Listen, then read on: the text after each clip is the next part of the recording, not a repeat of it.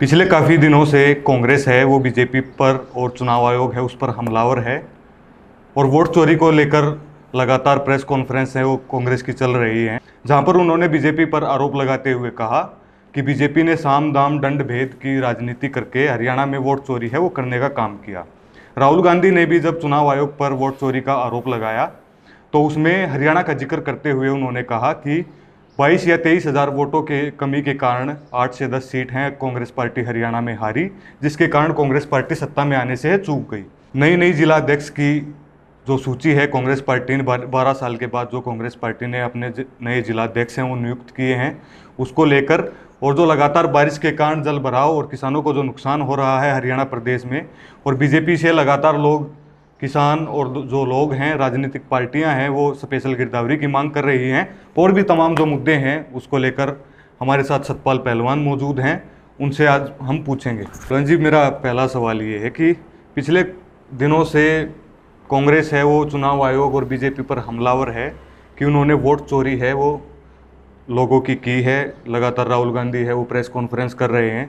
दीपेंद्र सिंह हुड्डा भी हरियाणा जो बीजेपी है और हरियाणा चुनाव आयोग है उन पर लगातार हमलावर हैं कि हरियाणा में वोट चोरी और साम दाम दंड भेद की नीति अपनाकर बीजेपी सत्ता में है आई है और धोखा जनता के साथ किया है। आप क्या कहेंगे पहलवान जी? देश के अंदर प्रजातंत्र है, चोरी होने के बाद माल को तलाशना।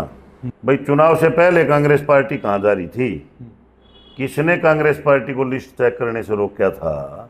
जब आप राजनीति कर रहे हो, देश की सबसे पुरानी पार्टी है, देश की सबसे पुरानी पार्टी है, सबसे बड़ी पार्टी भी है, संगठन भी है। तो जब चुनाव हुए, लोकसभा के चुनाव हुए, लोकसभा और विधानसभा के चुनाव के बीच में भी गैप रहा हरियाणा प्रदेश का, तो इन बिटवीन जो बीच का समय गुजरा लोकसभा का चुनाव होने के बाद, तब कांग्रेस पार्टी के साथियों ने वो लिस्ट खंगालने का काम क्यों नहीं किया? आज जब प्रदेश में भी हार चुके, देश में भी हार चुके, उस बात से निकलना क्या है? खाली एक ब्लेम लगाने से उस बात से कोई चीज़ सोल्व होने वाली नहीं। जब आपको ये पता है कि भाई चुनाव लोकसभा का हो चुका है, उसी टाइम आप अपने वर्कर की ड्यूटी लगाते हैं। आप किस बूथ पे कितनी वोट है, किसकी वोट डबल है, किसकी वोट 3 जगह है, किसकी वोट 4 जगह है। और अक्सर प्राय ऐसा देखा गया है कि कई बार जो हमारी नॉलेज की बात है कि जैसे गांव के जो साथी हैं वो गांव से आकर शहर में बस जाते हैं, एक आम साधारण बात है। वो चाहे कांग्रेस पार्टी का, चाहे वो बीजेपी का, चाहे लोकदल का है, वो उसने आगे शहर के अंदर रेजिडेंस कर लिया, पीछे उसकी वोट कटी नहीं, तो डबल वोट तो स्वाभाविक है, अपने आप है। और ऐसी राहुल गांधी है कहने की जरूरत नहीं, ऐसी वोट तो दुनिया भर की मिल जाएंगी। वो कांग्रेस में भी डली होंगी, वो लोकदल में भी डली होंगी, वो भारतीय जनता पार्टी में भी डली होंगी। क्योंकि आजकल जो ग्रामीण परिवेश में बसने वाले जो लोग हैं वो ज़्यादातर बच्चों को पढ़ाने के लिए, रोजी रोजगार के लिए शहर की तरफ ज़्यादा आकर्षित हो रहे हैं। और शहर के अंदर जब वो आ जाते हैं तो उनकी वोट रह जाती है, और गांव के अंदर भी वोट रह जाती है। आप जब नगर पालिका की लिस्ट उठा लो, गांव के सरपंच की लिस्ट उठा लो, हर जगह मिलेंगे। अगर कांग्रेस पार्टी को इस बात की सुध लेनी थी तो कांग्रेस पार्टी को ये बात चुनाव से पहले कहनी चाहिए थी, अपने कार्यकर्ताओं को सचेत करना चाहिए था कि भाई लिस्ट चेक करो, डबल तो नहीं है। गांव में भी वर्कर हर एक पार्टी के हैं, डबलिंग अगर हो रही है तो उसको रोको, आप डबल वोट मत डलने दो, वो काम तो पार्टी का है ना, या फिर उसको कटवाओ। जब इलेक्शन कमीशन ये कहता है कि भाई वोट डबल हैं, ट्रिबल हैं, तो अब उसको दरखास्त लगा कटवाओ, तो उस टाइम पार्टी कहाँ से हो जाती है? और जब वोट डल जाती है, सरकार बन जाती है, फिर उसके बाद में फिर बोला वोट चोरी होगी, वोट चोरी होगी। अरे चोरी होने क्यों दी? फिर आप किस बात के प्रहरी थे? ये जवाबदारी तो मेरी है ना, अगर भाई मैं पार्टी का प्रेसिडेंट हूँ, यहाँ पार्टी में कोई नुकसान हो तो उसकी जवाबदारी मेरी है। प्रदेश स्तर पर अगर कोई पार्टी को कहीं कोई बात है तो रामपाल माजरा जी की है, नेशनल लेवल पर अगर है तो चौधरी अभय सिंह जी की है। ये तो खाली एक टाइम पास करने वाली बात है कि गारा ठाकर मार दो अपने, ठीक है, बदनामी करो। आज उससे होना क्या है? उस बात से आज कोई सोल्यूशन तो है नहीं। भाई आप प्रूव कर रहे हो ना, यही तो प्रूव है ना कि भाई एक आदमी की वोट 4 जगह बन रही, 4 स्टेटों में बन रही है, तो आपने रोकनी चाहिए थी वो बात।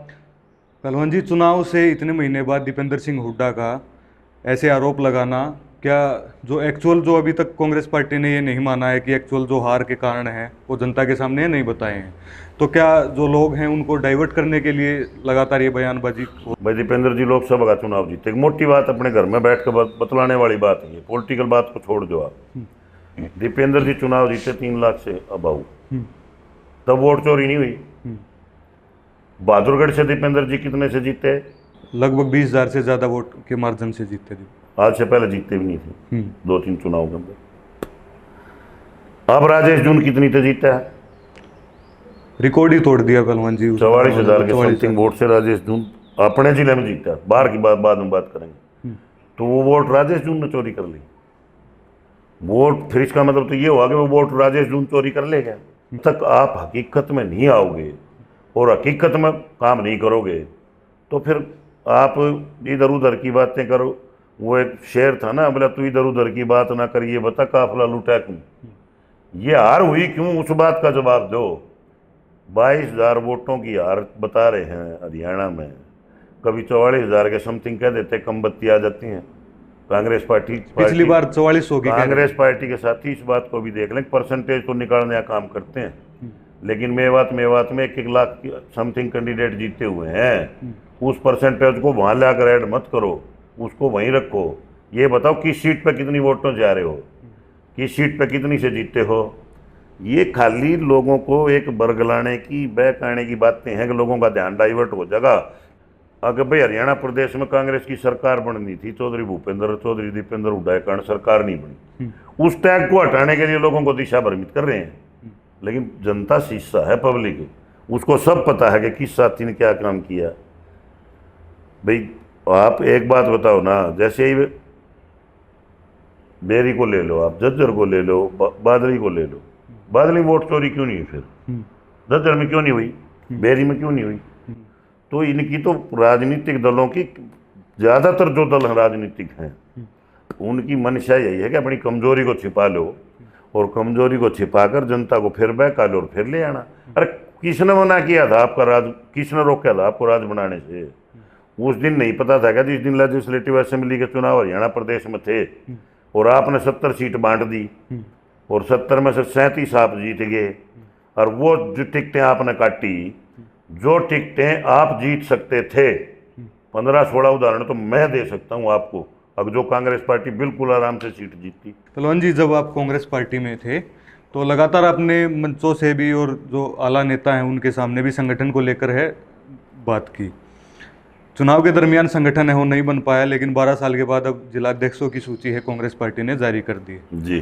कितना मजबूत संगठन आप मानते हैं कांग्रेस पार्टी ने है बनाया है? और क्या 4 साल अभी चुनाव को हैं पहलवान जी, आपको नहीं लगता कि पहली तो की देर कांग्रेस पार्टी ने कर दी, पहले संगठन अगर हो जाता तो सत्ता में कांग्रेस पार्टी हो सकती थी? और जो राहुल गांधी कह रहे हैं कि मजबूत संगठन हरियाणा में हम बनाने जा रहे हैं, तो क्या सड़कों पर कांग्रेस पार्टी सरकार के खिलाफ जो नीतियां हैं उनका विरोध मुखर तरीके से कर पाएगी? पहलवान राहुल गांधी ने प्रयास तो किया था लेकिन मजबूत संगठन बना तो नहीं।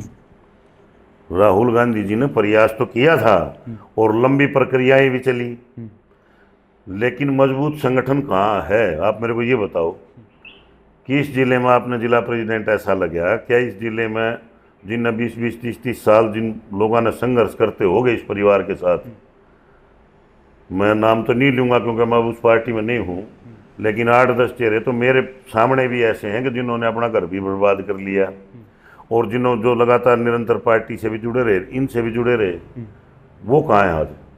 जिन्होंने 30 साल मेहनत कर दी, लाई कोई ले गया। हरियाणा प्रदेश में मेहनत कोई लोग करके चले गए और उनकी दिहाड़ी दूसरा लेकर चला गया। तो फिर संगठन मजबूत कहाँ बनेगा? संगठन मजबूती तब होती जब पूरे जिले को बैठाकर सर्वसम्मति से या कोई मजबूत साथी किसी को बनाने का काम करते। तो धीरज जी एक बड़े बूढ़े कहावत कहा करते, पेड़ के नीचे पेड़ नहीं होया करता, केवल पेड़ के नीचे पेड़ बोए गए और संगठन थोड़ा बना है। पूरे हरियाणा में चर्चा है कि जो मजबूत कांग्रेस पार्टी के जो नेता थे उनकी अनदेखी की गई। बिल्कुल सच्चाई है, ये कड़वी सच्चाई है।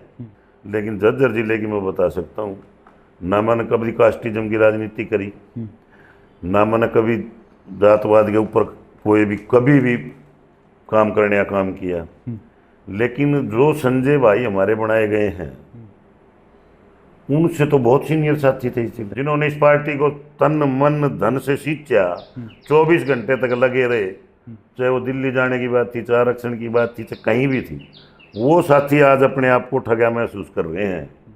सवाल इस बात का धीरे धीरे रोहतक को मानते भी हैं पहलवान जी, जो हरियाणा की जो राजनीतिक राजधानी भी मानते हैं, रोहतक की जो हवा रोहतक से चलती है वो पूरे हरियाणा में जाती है। बिल्कुल बिल्कुल, रोहतक राजनीति का गढ़ रहा है कभी से। और चाहे चौधरी छोटू राम जी को आप ले लो, तो चरण सिंह जी को भी इन्होंने उठाया, चौधरी देवीलाल जी को भी राजनीतिक में उठाने का काम रोहतक जज्जर सोनीपत ने किया था। लोगों के यहाँ मान पर चौधरी अभय सिंह चौटाला जी ने इस रैली को रोहतक में रखा, ये नहीं कि खुद अपने आप रखी है, कार्यकर्ता साथियों का तो निवेदन था ही था, लेकिन आम जनमानस का भी निवेदन एक था कि भी अगर आज हरियाणा प्रदेश की राजनीति में एकमात्र किसाना की कोई आवाज़ बची है तो वो आवाज़ चौधरी अभय सिंह चौटाला जी है। उनको रोहतक में बुलाओ और रोहतक में बुला करके एक बड़ी भारी जनसभा करके इस प्रदेश की राजनीति को बदलने का काम करें। बात करने के लिए थैंक यू। तो ये सतपाल पहलवान जी थे। हमने क्योंकि कांग्रेस का ये कुछ दिन के लिए हिस्सा रहे थे, तो जो कांग्रेस का नया संगठन हरियाणा में 12 साल के बाद बना है, उसको लेकर हमने चर्चा की। लगातार जो दीपेंद्र सिंह हुड्डा बीजेपी पर और चुनाव आयोग पर ये आरोप लगा रहे हैं कि उन्होंने वोट चोरी करके साम दाम दंड भेद के साथ हरियाणा में बीजेपी की सरकार बनाई है, उसको लेकर हमने पहलवान जी से बात की। और भी तमाम जो सवाल हैं वो पहलवान जी से हमने बात की। फिलहाल के लिए शुक्रिया।